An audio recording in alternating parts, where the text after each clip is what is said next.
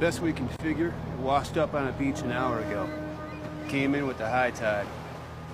A dog walker spotted it. Said it was already dead.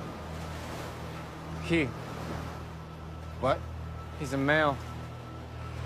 It's part of a pod that migrated to Vancouver Island every year. Haven't seen him since last season.